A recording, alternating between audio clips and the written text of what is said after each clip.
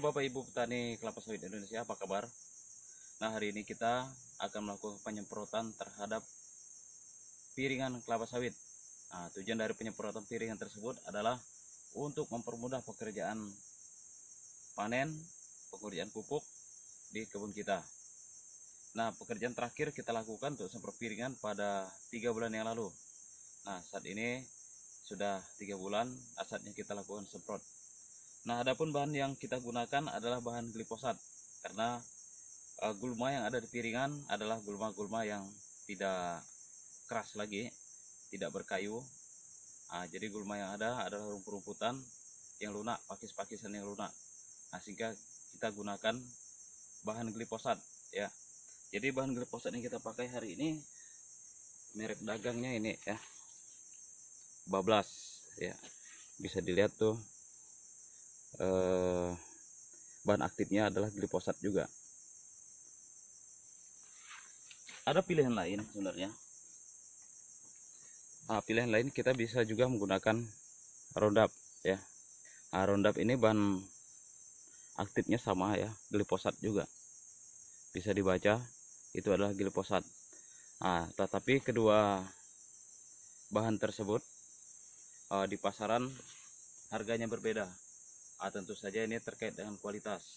Nah hari ini saya mencoba menggunakan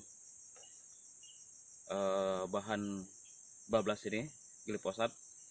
Kita lihat hasilnya dalam 1 minggu ke depan apakah sudah ada gejala-gejalanya. Karena saya biasa menggunakan Roundup, tapi karena harga agak mahal di pasaran, saya coba untuk menggunakan produk Bablas ini karena bahan aktifnya sama-sama glifosat. Semoga dan harganya agak miring, saya bisa menghemat biaya.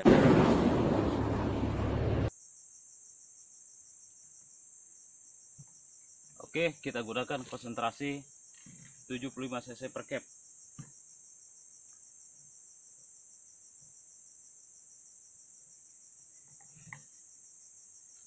Ya, sebaiknya racun harus dituang dahulu ke dalam cap sprayer, supaya ketika pencampuran dengan air nanti dia bisa lebih merata di dalam cap ini. Oke, ini tadi 50 tambah 25 lagi. Oke, tambah 25, jadi total dalam satu cap ini sebanyak 75 cc.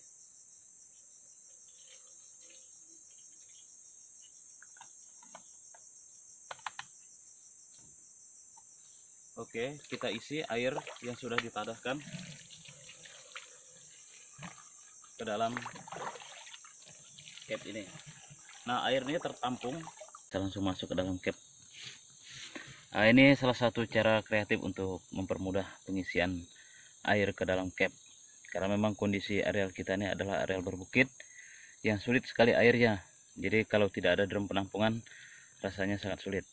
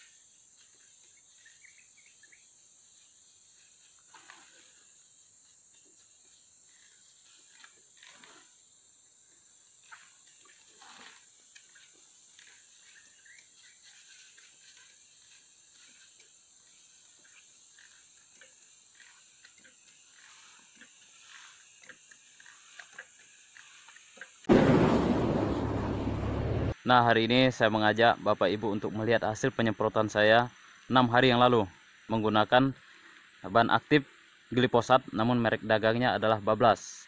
Ya, kita lihat di belakang sana, itulah kondisinya. Nanti akan kita review lebih dekat.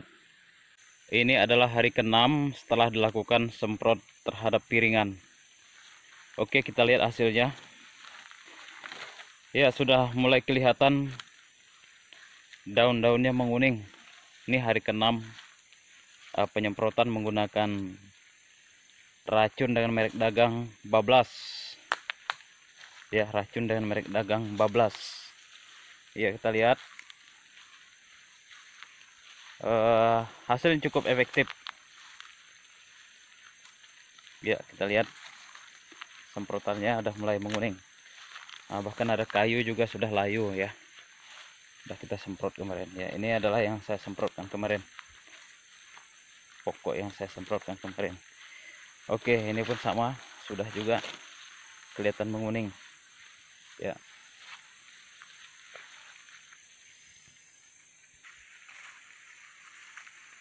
Ya. Ini juga sudah mulai menguning.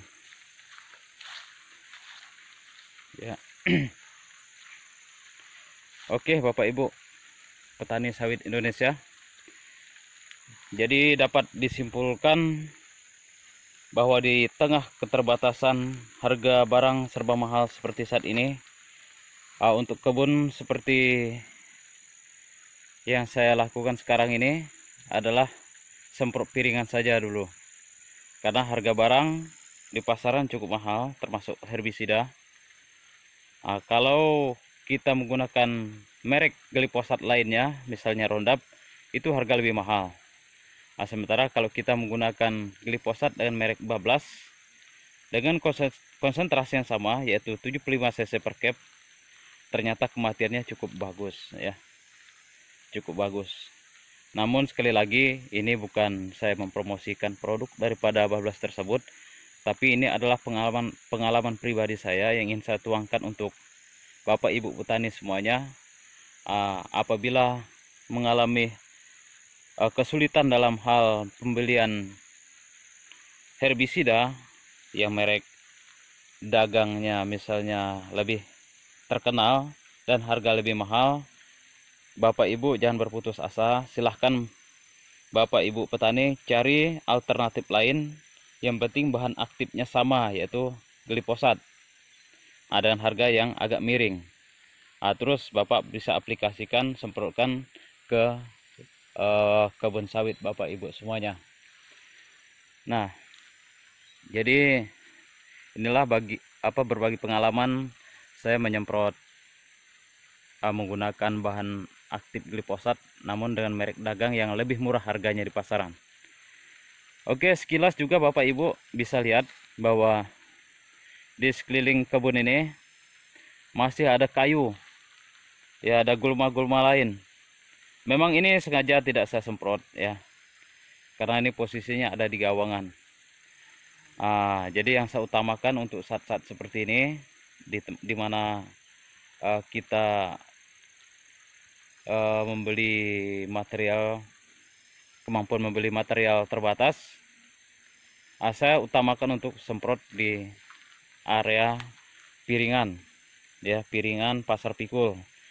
Yang penting akses dari pokok ke pokok bisa lebih mudah dijangkau. Sementara untuk gawangan, misalnya ada pakis-pakis seperti ini adalah pakis Nephrolephis namanya.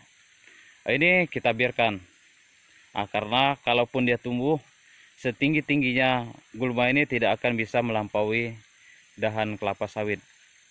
Jadi tentu saja dia tidak, memang ada pengaruh terhadap nutrisi yang kita berikan, namun dia tidak terlalu membahayakan bagi pertumbuhan dan perkembangan tanaman kelapa sawit ini sendiri. Oke Bapak Ibu petani, demikianlah sharing informasi terkait pemakaian bahan glifosat dengan merek dagang yang berbeda dari merek dagang lainnya.